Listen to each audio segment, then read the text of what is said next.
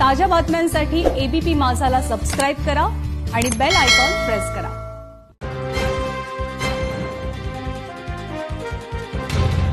गेल्या काही दिवसापासून सुरू असणाऱ्या पावसामुळे पंचगंगा नदीच्या पाणी पातळीत वाढ झाली होती। मात्र सध्या नदीच्या पाण्याची पातळी कमी झाल्याने कोल्हापूरकरांचा धोका तुर्तास टळलाय। तरी सुद्धा जिल्ह्यात एकूण 67 बंधारे अजूनही पाण्याखाली आहेत। भंडारा जिल्ह्याच्या बाजूला लागून असलेल्या मध्य प्रदेशात गेल्या 2 दिवसांपासून मुसळधार पाऊस सुरू आहे। त्यामुळे वैनगंगा नदीच्या पात्रात पाणी पातळी वाढल्याने काल संध्याकाळी गोसेखुर्द धरणाचे 29 दरवाजे अर्ध्या मीटरने उघडण्यात आले। त्यामुळे जिल्हा प्रशासनातर्फे नदी काठावरच्या गावांना सतर्क राहण्यास सांगितले। वाशिम शहराला पाणी पुरवठा करणाऱ्या एकबुर्जी प्रकल्पात 100% पाणीसाठा झालाय। त्यामुळे या प्रकल्पाच्या सांडव्यातून आता पाणी वाढण्यास सुरुवात झाली आहे। सांडव्यातून धबधब्याप्रमाणे वाहणारं पाणी पाहण्यासाठी आता नागरिक गर्दी करतात।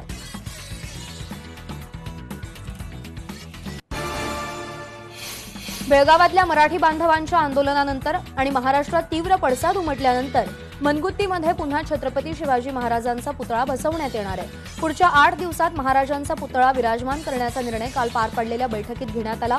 मनगुत्तीचे ग्रामस्थ, तहसीलदार, वरिष्ठ पोलीस अधिकारी आणि पंचांमध्ये पार पडलेल्या बैठकीमध्ये हा निर्णय झालाय। छत्रपती शिवरायांचा पुतळा हटवण्यावरून शिवप्रेमींमध्ये संताप व्यक्त होताना दिसतोय। जालना जिल्ह्यातल्या बदनापूरमध्ये काल छावा क्रांतीवीर सेनेच्या वतीनं कर्नाटकच्या मुख्यमंत्र्यांच्या प्रतिमेचं दहन करण्यात आलं। तसंच कर्नाटक सरकारविरोधात घोषणाबाजीही करण्यात आली। शिवाजी महाराजांचा पुतळा हटवल्याप्रकरणी धुळ्यात कर्नाटकचे मुख्यमंत्री येडियुरप्पा यांच्या प्रतिकात्मक पुतळ्याचं शिवसेनेच्या वतीनं जोडे मारून दहन करण्यात आलं। धुळे महानगरपालिकेच्या जुन्या इमारतीसमोर शिवसेनेनं हे आंदोलन केलंय। शिवाजी महाराजांचा बेळगावातला पुतळा हटवल्यानं शिवभक्तांमध्ये मोठा संताप आहे। हिंगोलीत सुद्धा या घटनेचा निषेध व्यक्त करण्यात आलाय। कळमपुरी विधानसभा मतदारसंघाचे शिवसेना आमदार संतोष बांगर आणि शिवसैनिकांनी काल हिंगोली शहरातल्या गांधी चौकामध्ये आंदोलन केलं। यावेळी कर्नाटकच्या मुख्यमंत्र्यांच्या प्रतिकात्मक पुतळ्याचं दहन करण्यात आलं। या घटनेचे पडसाद वाशिममध्ये पाहायला मिळाले। वाशिममध्ये शिवसेनेच्या वतीनं कर्नाटक सरकारविरोधात आंदोलन करण्यात आलं। भाजप सरकारचा छत्रपती शिवाजी महाराजांविषयीचा खरा चेहरा या निमित्तानं उघडा झाल्याचं शिवसेनेनं म्हटलंय। तसंच याविषयी भाजपनं मौन का धरलंय असा सवाल सुद्धा यावेळी विचारण्यात आला। याच संदर्भात काल यवतमाळ जिल्ह्यातल्या वणीत सुद्धा आंदोलन करण्यात आलंय। कर्नाटकचे मुख्यमंत्री BS येडियुरप्पा यांच्या प्रतिकात्मक पुतळ्याचं दहन करण्यात आलं। या पुतळ्याचं दहन करत शिवसैनिकांनी आपला रोष व्यक्त केला। माजी आमदार विश्वास नांदेकर यांच्या नेतृत्वात हे आंदोलन करण्यात आलं। सोलापुरात माजी आमदार नरसय्या आडम यांच्यासह माकपच्या कार्यकर्त्यांना पोलिसांनी ताब्यात घेतलंय। लॉकडाऊनच्या काळातल्या सरसकट वीज बिल माफ करावं आणि 10,000चं अनुदान देण्याची मागणी करत आडम यावेळी आंदोलन करणार होते आणि त्याचवेळी आडम यांच्यासह 100हून अधिक कार्यकर्त्यांना पोलिसांनी ताब्यात घेतलंय। या प्रकरणी पोलीस ठाण्यात गुन्हा दाखल करण्याची प्रक्रिया सध्या सुरू आहे। अकोला खंडवा रेल्वे मार्ग मेळघाट व्याघ्र प्रकल्पातून न नेता बुलढाणा जिल्ह्यातून पर्यायी मार्गाने न्यावा या मागणीसाठी स्वाभिमानी शेतकरी संघटनेनं आंदोलन सुरू केलंय। बुलढाणा आणि अकोला जिल्ह्याच्या सीमेवरच्या वारखेड इथं हे आंदोलन सुरू आहे। मेळघाट व्याघ्र प्रकल्प वाचवा, वाघ वाचवा अशी मागणी आंदोलकांनी केली आहे। आदिवासी बांधवही या आंदोलनात सहभागी आहेत। चंद्रपुरात टॉवरच्या पायथ्याशी असलेल्या 22 प्रकल्पग्रस्त आंदोलकांना काल केंद्रीय औद्योगिक सुरक्षा बलाच्या पथकानं ताब्यात घेतलं। सर्व आंदोलकांना बसमध्ये बसवून 20 प्रकल्पाच्या बाहेर सोडण्यात आलंय। टॉवरवर बसलेले 7 आंदोलक यामुळे अधिकच आक्रमक झालेत। टॉवरवर असलेल्या आंदोलकांवर मानसिक दबावासाठी CISFने हे केलं असण्याची शक्यता आहे। 20 केंद्र प्रकल्पग्रस्तांच्या आंदोलनाचा काल 5वा दिवस होता। अंबरनाथमधल्या तावली डोंगर आता खचू लागलाय। डोंगराचं एक टोक खचू लागल्यानं चिखलोली धरणाला धोका निर्माण झालाय। 3 टोकांचा डोंगर म्हणून तावली डोंगर प्रसिद्ध आहे। डोंगराच्या 3 टोकांपैकी मधल्या टोकावर काही दिवसांपूर्वी वीज कोसळली होती आणि तेव्हापासून हा भाग खचायला सुरुवात झाली। महसूल विभाग, वन विभाग, लघु पाटबंधारे विभाग यापैकी कोणीही अद्याप याकडे लक्ष दिलेलं नाहीये। हिंगोलीच्या पेजराबाद इथं आरोग्य कर्मचाऱ्यांचा जीवघेणा प्रवास सध्या सुरू आहे। लसीकरण करण्यासाठी कर्मचाऱ्यांना पूर्णा नदीच्या पात्रातून प्रवास करावा लागतोय। नदीवर पूल बांधावा अशी गावकऱ्यांनी सातत्यानं मागणी केली आहे। मात्र प्रशासनाचं याकडे साफ दुर्लक्ष आहे। नंदुरबारच्या खांडबारा रस्त्यावरच्या ढेकवद गावाजवळ पिकअप टेम्पोचा अपघात झालाय। चालकाचा ताबा सुटल्यानं हा अपघात झाल्याची माहिती मिळतेय। या टेम्पोत 25 जण बसले असल्याची प्राथमिक माहिती आहे। जखमींना जिल्हा रुग्णालयात दाखल करण्यात आलं असून 4 जणांची प्रकृती चिंताजनक आहे। ढेकवत गावाजवळ रात्री 8:30च्या सुमारास चालकाचा ताबा सुटला आणि टेम्पो पलटल्यानं हा अपघात झाला। पिंपरी चिंचवडच्या अष्टविनायक सोसायटीत गॅस सिलेंडरचा स्फोट झाला। यात एकाचा मृत्यू तर 11 जण जखमी झालेत। दिघीच्या महादेवनगर कॉलनीमध्ये ही घटना घडली। स्फोटानंतर संबंधित आणि शेजारच्या फ्लॅटमधल्या अंतर्गत भिंती कोसळल्यात, त्यामुळे जखमींची संख्या वाढलेली आहे। परिस्थिती नियंत्रणात आल्याची अग्निशमन विभागानं माहिती दिली आहे।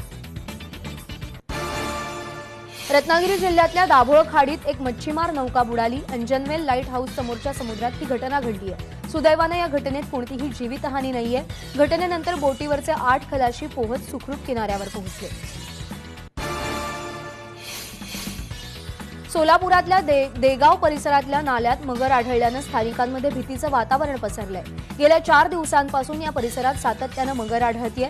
स्थानिक लोकप्रतिनिधींनी वनविभाग तसंच प्राणी संग्रहालयाशी संपर्क केला असता संबंधित विभागाकडे मगर पकडण्यासाठी पुरेशी यंत्रणा नसल्याचं उत्तर मिळतंय। मगर आढळलेल्या ठिकाणापासून अवघ्या 100 मीटरवर नागरी लोकवस्ती आहे, तर नाल्याच्या परिसरात लोक शेती देखील करतात। सातारा जिल्ह्यात काल दिवसभरात 126 नव्या कोरोनाबाधितांची नोंद झाली आहे, तर 3 जणांचा मृत्यू झालाय। सातारा जिल्ह्यात आतापर्यंत 5765 कोरोनाग्रस्तांची नोंद झाली आहे, तर 174 जणांचे आतापर्यंत कोरोनानं बळी घेतलेत। 2677 जण जिल्ह्यात कोरोनामुक्त होऊन घरी गेले। बीड शहरात काल पुन्हा 137 जणांना कोरोनाची लागण झाली आहे, ज्यात शहरात काल दिवसभरात केलेल्या 3170 चाचण्यांपैकी 137 जणांचे चाचणी अहवाल पॉझिटिव्ह आलेत। 2 दिवसांपूर्वी 86 व्यापारी पॉझिटिव्ह आढळून आले होते। सांगली जिल्हा कारागृह कोरोनाच्या विळख्यात सापडलंय। कारागृहातल्या आणखी 40 कैद्यांना कोरोनाची लागण झाली आहे। याआधी कारागृहात 84 कोरोनाबाधित आढळले होते आणि त्यामुळे कारागृहातल्या एकूण कोरोनाबाधितांचा आकडा आता 124 वर गेलाय। पंढरपूरमध्ये संचारबंदी असताना सुद्धा गेल्या 2 दिवसात नवे तब्बल 229 कोरोनाग्रस्त सापडलेत। पंढरपूर शहर आणि तालुक्यातील 30 गावांमध्ये कोरोनानं हातपाय पसरल्याचं समोर आलंय। शहरातल्या विविध प्रभागात केलेल्या 803 टेस्टमध्ये 229 नवीन रुग्ण आढळल्यानं कोरोनाग्रस्तांची संख्या 1000 पर्यंत पोहोचली आहे। शहरात अत्यावश्यक सेवा वगळता सर्व व्यवहार बंद ठेवण्यात आले आहेत। रॅपिड अँटीजेन टेस्ट घेण्यासही प्रशासनानं सुरुवात केली आहे। औरंगाबाद जिल्ह्यात रविवारी संध्याकाळी 263 जणांचे कोरोना रिपोर्ट पॉझिटिव्ह आलेत। औरंगाबाद जिल्ह्यातल्या कोरोनाबाधितांची संख्या 16753 वर गेली आहे। त्यापैकी 12346 जण बरे झालेत, तर 549 जणांचा मृत्यू झालाय। अमरावतीमध्ये रविवारी संध्याकाळी 48 जणांचा कोरोना रिपोर्ट पॉझिटिव्ह आलाय। त्यामुळे अमरावती जिल्ह्यातल्या कोरोनाबाधितांची संख्या आता 3068 वर गेली आहे। जिल्ह्यात आतापर्यंत 90 जणांचा मृत्यू झालाय, तर 1944 जण बरे झाले। बीडसह जिल्ह्यात 4 शहरांमध्ये 10 दिवसांसाठी संचारबंदी लागू करण्यात आली आहे। वाढत्या कोरोनामुळे बीड, परळी, अंबेजोगाई, आष्टी आणि केज ही शहरं 10 दिवस पूर्णपणे बंद असतील।